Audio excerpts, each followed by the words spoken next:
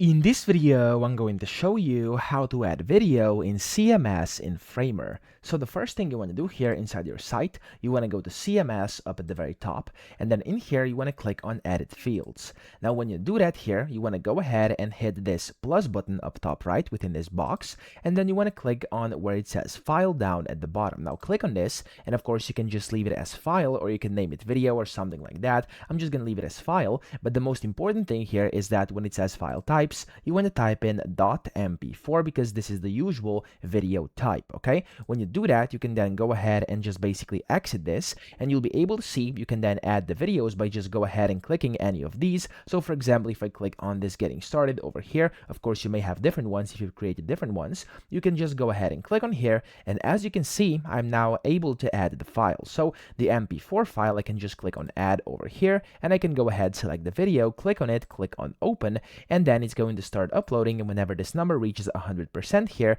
there we go, it's going to get uploaded inside your CMS inside Framer. So that's how to do it. I hope this video helped you out. If it did, please subscribe to the channel and help me out as well.